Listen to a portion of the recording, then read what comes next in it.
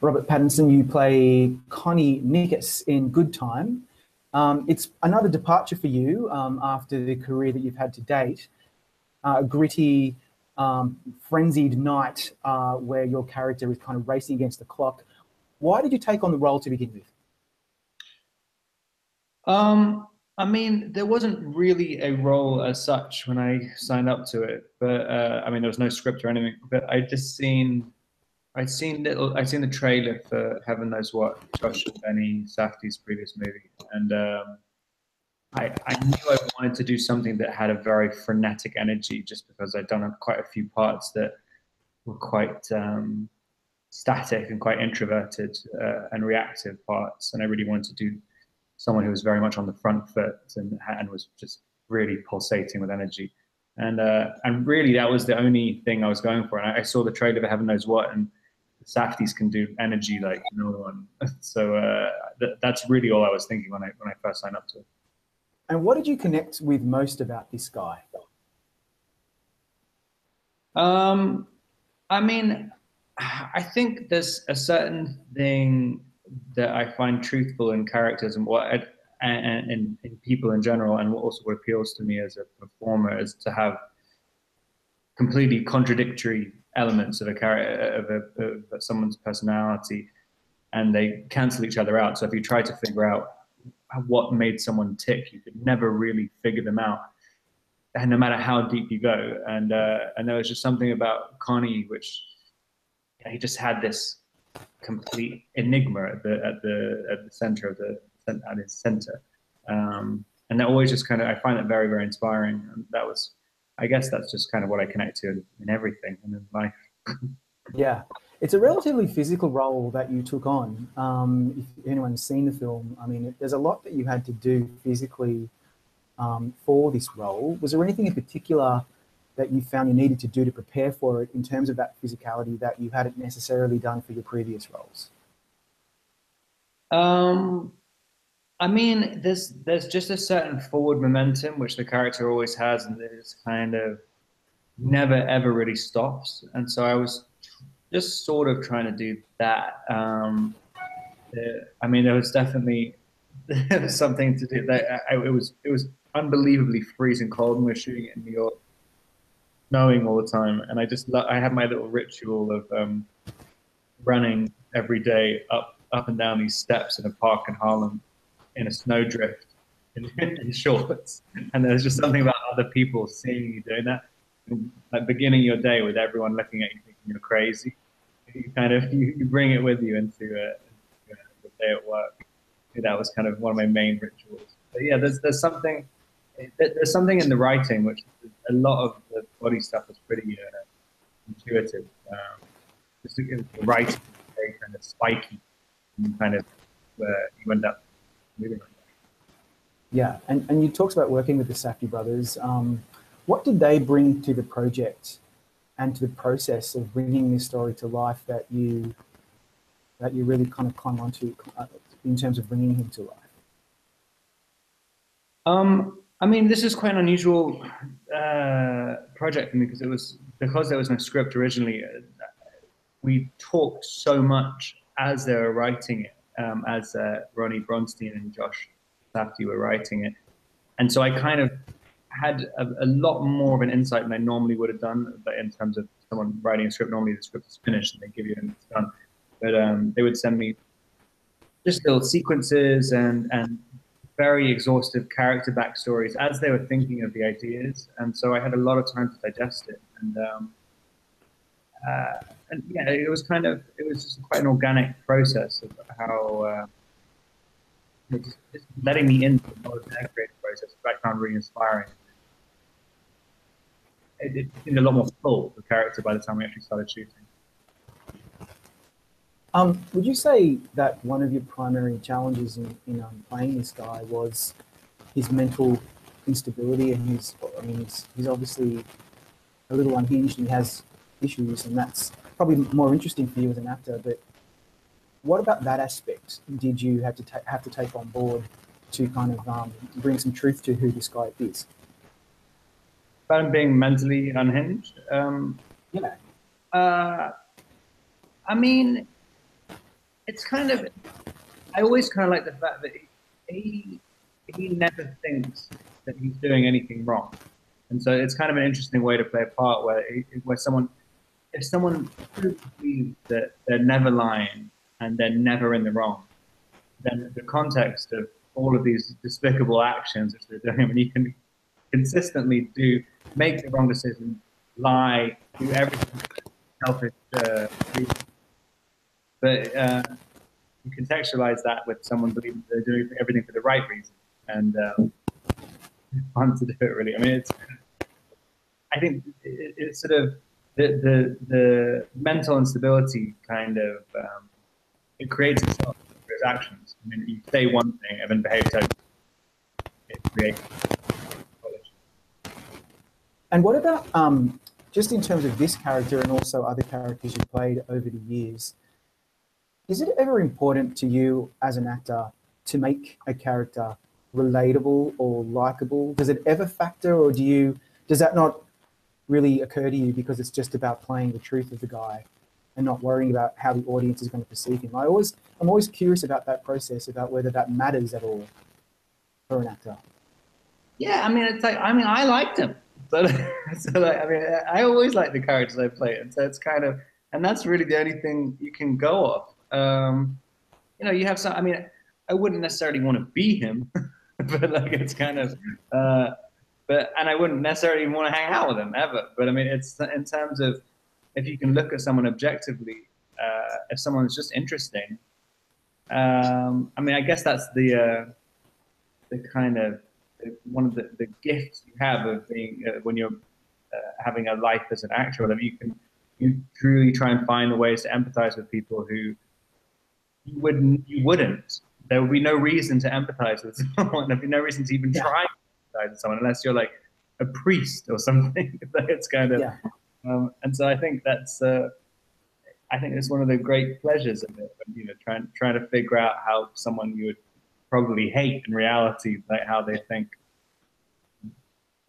See, the thing is, the reason why I ask is because, like, he starts off not doing terribly good things, and he's not, like, he's pretty complicated, but there's something about him and also his brother that you really, as the audience, we take to, and we did empathize, even though, you know, if you could have played it in a way where we didn't have that reaction. That's why I'm curious about how, in terms of your process in bringing him to life, it must have occurred to you, right, that he's a real, you're playing him as a real person, and everybody has, like, you know, light and shade. And I'm guessing that the point of the question is, was there anything in particular that you were trying to achieve? Was it something that the directors were trying to bring out of you? And how challenging is that to kind of not just play him as this crazy guy who's off on a rampage trying to save his brother, and there's obviously more to him than just that. Yeah, well, I mean, I think the script, it's kind of, but because it's so in the present, it's not really judging his actions, and so you know, and so he's playing. He's not. I mean, he's kind of a little bit psychotic, like he's sort of. That some of his actions are premeditated, but I mean, really, you know, a lot of times, you know, if you're doing something wrong and people tell you after the fact that, oh, that was wrong, but you have the kind of, you can learn from it. But I mean, he genuinely thinks he's not doing anything wrong at all. It's only the audience who are saying it objectively, that is saying like, no, this is wrong, wrong. But like at the time, he's trying to make the best decision, like with it, and that's it's coming from his heart. And so that's why, you know, it's a weird thing to kind of to make excuses for someone. And, you know, when it's, you know, it's like Job. You know, Job can't help it. Yeah, absolutely. You know, what's been wonderful about your role in this film is that you've received really widespread acclaim for it. It's been called stellar. It's been called your most commanding performance to date. You've been nominated at the Gothams. You've been nominated at the Independent Spirits. So that's all terribly exciting. But I wonder, and I ask this often with actors, what do awards and critical praise mean to you as a performer? What does it mean? Do you take it on board? Do you care? What does it mean to win awards and to receive nominations like that? No, it's great. It's really exciting. It's kind of, it's also crazy as well. I mean, it's sort of, I've sort of realized I've been kind of trying to develop a career for like 15 years now, which is kind of insane. Yeah. It's like, and to kind of, I mean, it's always that little thing where you never really know if you're doing a job where it's kind of based on audience, at least partially based on audience approval. Like, I mean, I never know whether, you could do something. It's so rare when you're convinced that what you're doing is the correct thing. And so when someone else says like, oh, that's the correct thing, you get that little moment of like, oh, that little moment, 1 second of peace, thinking that you've actually made some kind of correct decision with your life.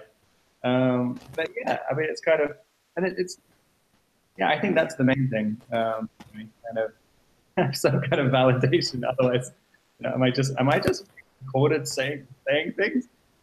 Like, Yeah.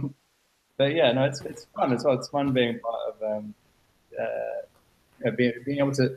You never, very rarely get to meet a bunch of people from other movies as well at the same time. So it's nice going to all these events. Surprised how much I like it. Yeah, absolutely. I mean, it's like any profession. To get positive feedback, and to have someone to praise your performance, no matter what you're doing, is obviously a real plus. And for this, it seems that people have really taken to the way that you're able to inhabit the sky. And obviously, the film is very effective because, as you say, it's so in the present. It's really intense kind of journey that we go on as the audience. When you saw the film, given that you were so entrenched in making it with the directors, what was your reaction? I mean, did you find it as intense as we did, even though you knew kind of what was coming? Oh, for sure. Yeah. I mean, I knew that there were elements of it. It definitely felt like a kind of, it was very intense making it, but at the same time, we did a lot of the scenes were very, very extended from what you see in the movie, and so they're much more kind of conversational. Much, the way we shot it with everything was lit like 360 degrees, and so we were kind of we'd just be sort of living in the sets, and kind of it felt very, very, very loose when we were shooting it, and so that was weirdly that was one of my main fears. I didn't want to make like an indie with kind of this kind of gritty, like people sitting around talking and everything takes ages. Blah, blah, blah. So when I first saw it, I was like, wow, this feels like a bullet. I mean, it's great. I mean, I genuinely had no idea it was going to be that fast paced at all. But yeah, there were definitely a few days on the set where I was like, wow, this is kind of great. This is actually kind of crazy what I'm doing right now. So, but yeah. obviously, you got your breakthrough in the Harry Potter films, and then and you get asked this all the time, I'm sure. You get asked, you became like a bit of a worldwide phenomenon with this tiny little franchise called Twilight. And I just wonder if you can take us back to that part of your career, and did it surprise you how much of an impact those Twilight films especially had, like on pop culture and especially on you as a performer? Yeah, no, I have. I definitely am. I was really surprised still, like to see the effect it had. But yeah, I mean, in terms of it affecting me as a performer, I mean, I think. I think even doing like the 5 sequels, I kept trying to. I still was. I was so young when I started. And I still don't even really know what I'm doing, and so it's kind of every single one of those movies. I'm still trying to like figure it out. Like every single time felt like a brand new world for me. But yeah, have this jump off to suddenly be playing like lead at like 22 or whatever. It's kind of an amazing opportunity, but at the same time, it's scary, and there's a lot of pressure. That's kind of why I, like later, like in the last years,